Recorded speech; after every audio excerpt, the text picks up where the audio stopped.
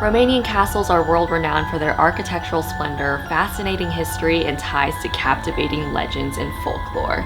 From the grand Neo-Renaissance Peleș Castle in the Carpathian Mountains to the mysterious and medieval Bran Castle in Transylvania, each castle tells a unique story of Romania's past. Bran Castle, famously linked to the Dracula legend, has drawn countless visitors worldwide for its gothic charm and peculiar atmosphere, and we are eager to take a step back into the past to experience the magnificence of Transylvania. Today is the start of our small road trip through central Romania, and we are driving 2.5 hours north through the Carpathian Mountains until we reach Brașov. But before we get there, we are stopping at our first castle in Romania. Our road trip will be taking place in the region called Transylvania, which you may have heard of, but without further ado, let's hit the road.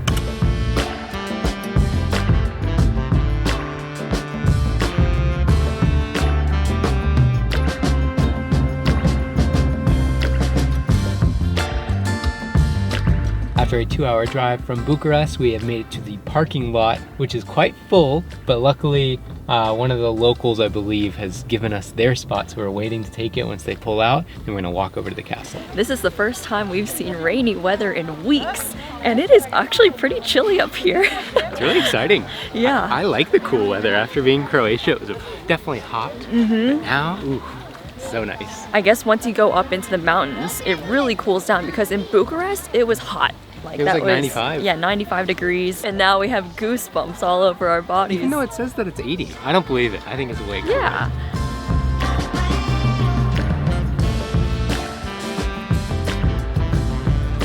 We are in front of Peleș Castle, which is basically the summer palace for the Romanian royal family. It was actually built back in the 1800s, so what's interesting about it is it's actually relatively new. We're gonna be visiting another castle tomorrow that is much older, but as we head inside, I'm really excited to explore it because I believe it's quite ornately decorated. There's quite a big line to go inside the castle, but luckily, I bought our tickets online, so we do not have to wait the line. That is true, yes. Thank you, Claire.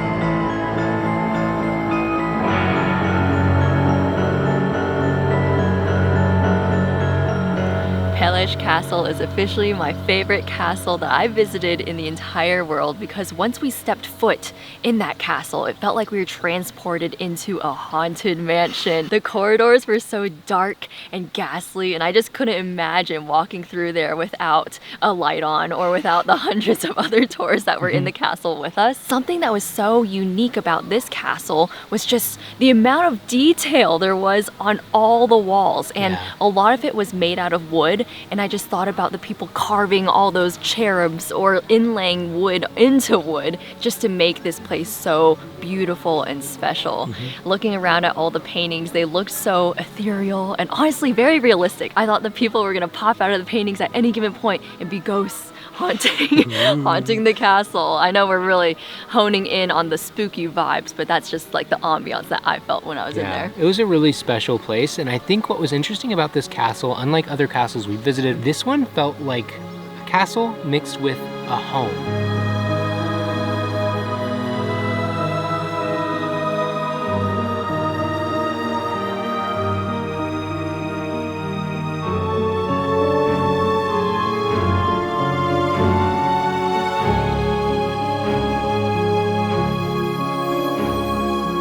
As we'd walk to the different rooms, the proportions of the rooms, it was like a lot more cozy And like you would be transported, each room had a different style. It would be like Italian or British or German.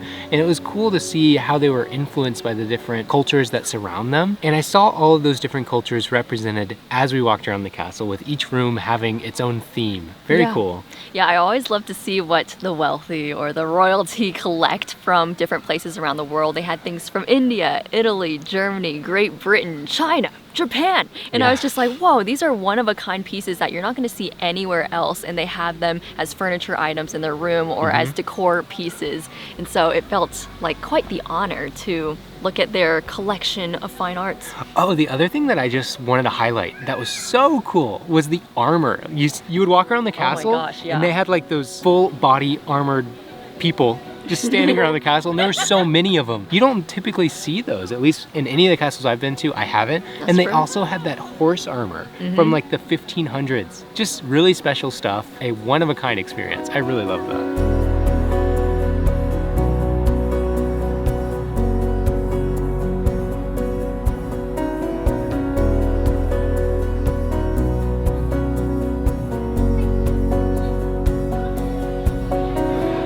It has been quite a chaotic last 2 hours. We had some complications with our guest house. We're still trying to get those sorted.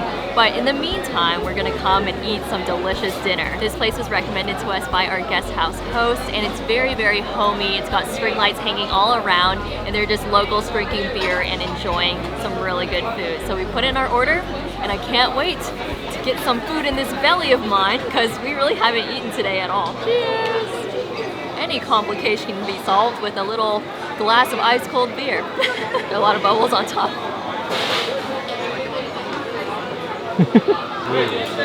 It's really nice, really light. Yeah, this place is known for giving very large portions, and included in one of our dishes is some free draft beer. So that's quite nice. Wow. Look at that. All right, boss, what do we have here?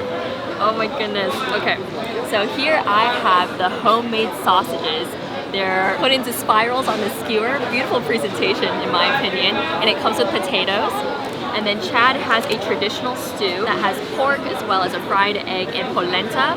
And then I believe some kind of crumbly cheese on top. And then this huge bowl of pickles. I want to try a pickle. I want to try one too. Oh my goodness, I'm starved. I can see why there's a huge bowl. You can just keep eating them. Yeah, these homemade sausages are so juicy.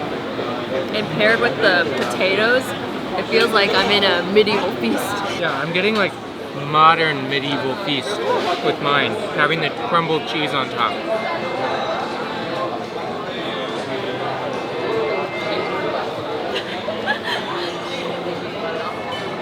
We got a box. You guys always think that we finish all of our food, but we don't sometimes. We get a to-go box. For dessert, we have papanash, which is the Romanian donut. It is often topped with sour cream and also fruit jam. And I believe tonight we have it with blueberry fruit preserves. It can either be blueberry or cherry. So moist. I can't get over how wonderful sour cream tastes with fruit jam. It's like a match made in heaven. It's creamy, it's a little bit fruity. Overall, like the perfect summertime dessert. Papanash for Poppy. Poppy-nash. I would have never thought about putting sour cream with jam. Very good. Makes it more complex. It's not just sweet.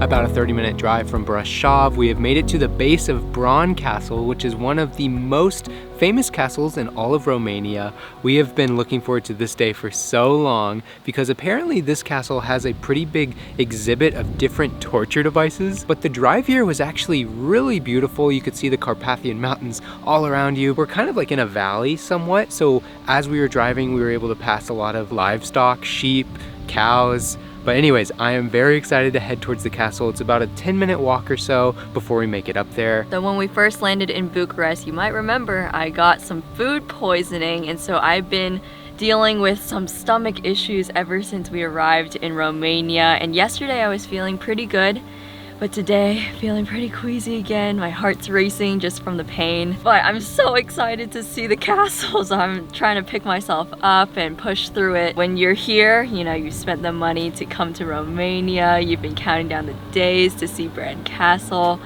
You just have to go through with it. Trying to take deep breaths so that I can go and experience the torture chambers. You're living it. Yeah, I'm living the torture right now. At least the weather today is pretty good. Other than those dark clouds, it might start raining. Kind of has some Dracula vibes. Yeah. Maybe Claire was bit by a vampire. Immersive experience for me. Just like yesterday at Peleș Castle, I bought our tickets online so we don't have to wait in any line. So we just got to come right on in, and now we're heading into the castle. Yeah, we actually went in through a side entrance, and they don't even sell tickets there. So thank you, Claire.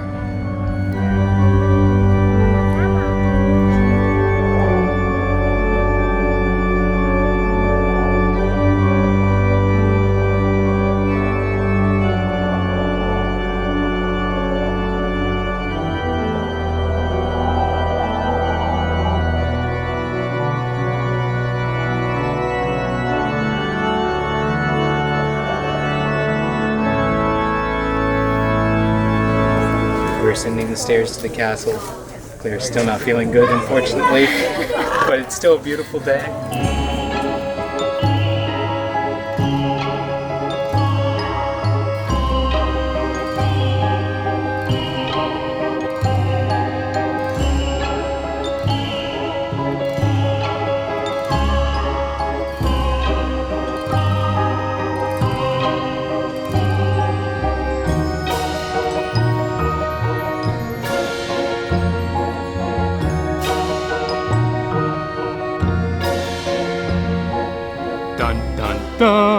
It is time to learn about Dracula. The story is actually created from 3 different elements here in Romania, and I want to go through each one. So the first one, the setting, actually took place and was inspired by the castle right behind me, Bran Castle. It has nothing to do with the history as much, but the setting. It just had the right vibes. And second, the story of Dracula was inspired by a famous Romanian ruler. His name was Vlad the Impaler, and he is very famous for his psychological warfare. What he would do is he would gather his enemies, the ones that he could capture, and he put them on stakes while they're still alive. So they literally had a rod going right through them. They're slowly dying. And what would happen is basically there would be this enemy army. I believe it was the Ottomans back in the day. They'd be coming to, you know, try to take Vlad's land or his gold or riches. And what would happen is they'd come across like a whole field, or in the mountains there'd be all these stakes with people on them still alive. And then they're like, I don't think I want to attack this guy. I don't want to mess with this guy. So their army ended up retreating and running away. And the third aspect that inspired Dracula is like the folklore and the witchcraft of this region. Apparently back in the day it was very common to practice like certain medicine techniques, and there were known witches and fairy tales all throughout this region. And so you combine all of that, the setting, the mysterious ruler, and all of this mystery, and that is what created the story of Dracula in the late 1800s, early 1900s that we all know and love today. And it's really special because I feel like that story now just is unanimous with Transylvania, which is the region that we're in. In case you don't know, Transylvania is a part of Romania today, but back in the day it was fully autonomous. But we have now explored 2 different castles. I want to see what Claire has to say about them. Wow, I get the honor of sharing my opinion. Yes. Well, because I'm a big fan of fairy tales and folklore and just legends of the past, I really enjoy that aspect of Bran Castle. But if I were to choose one castle to go to, let's say I only have one day, I would choose Peleș Castle 1000%, just because the interior was so magical, very enchanting. It felt like it was transporting me into a different world. It's not that this one isn't as unique, it's just that there were a lot of people when we were going. And also, I mean, I might be biased. Yesterday I was feeling pretty good. Today I'm a little bit queasy, so like walking through, it was a little bit hard for me to, you know, make it through those narrow passageways and those stairs. But of course, if you have the time, go to both. So that is my opinion of Thank 2 you, castles. Claire. Yes. Very, very nice.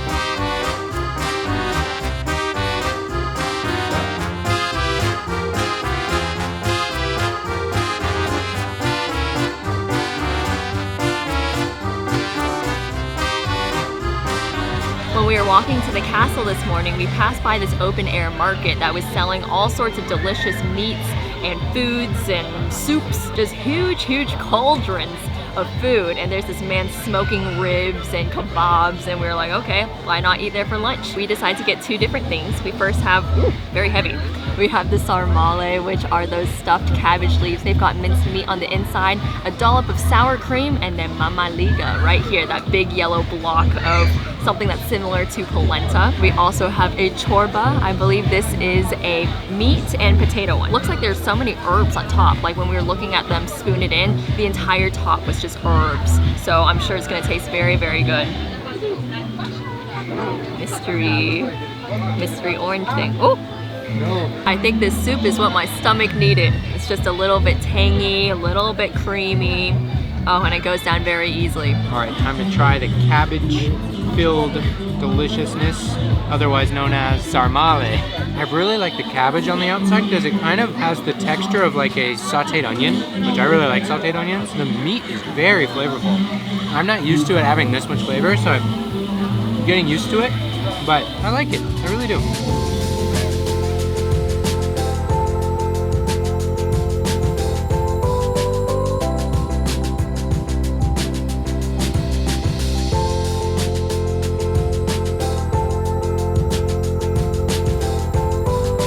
We have made it back to Brașov, and Claire is actually going to be resting in our accommodation for the night. She's definitely really tired, but I'm actually excited. I'm going to be exploring the city on my own.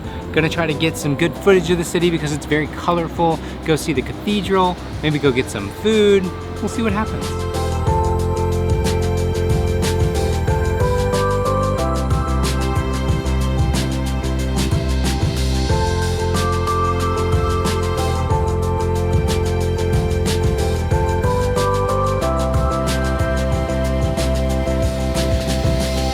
So I've been walking around Brașov for probably an hour or so, and it has just been such a beautiful summer afternoon. There's people with gelato. All of the buildings, as I said, are brightly colored, and there's like flowers everywhere. There's a main courtyard with a fountain. Altogether, it has just been such a wonderful day to walk around and just explore the city. But I've noticed from walking along the street that there's this traditional dessert that I want to try, and I believe it's called a kurtos. I might be saying that wrong, but it's like this Transylvanian dessert that looks like a very long rolled donut. So I'm gonna go and try to find one and maybe give that one a taste. All right guys, I found the Transylvanian bakery that sells kurtos. I mean obviously everything's good with Nutella, but I might go for the mascarpone and orange. I think if you want to try something different, it's good with mascarpone and pistachio outside. Okay. Wow, that's a lot. Yeah. I'm gonna be very full, thank you. You're welcome, enjoy. Okay, thank you. You're welcome. So I've picked up the kurtos kolash. In Transylvania, they have something called like a chimney cake. So basically it's this like pastry of some sort that they bake in a way that it's circular. Sometimes they use it as a cone for like ice cream, or this place ripped it apart. These are all pieces of the chimney, added the mascarpone filling, and then topped it with pistachio. Very interesting. This is actually a lot more than I expected to be getting, but I'm gonna give it a try. Ooh, that is really nice. That cream filling has like an orange flavor to it, and the pastry itself is really chewy, and pistachio is just fantastic on it too. Wow.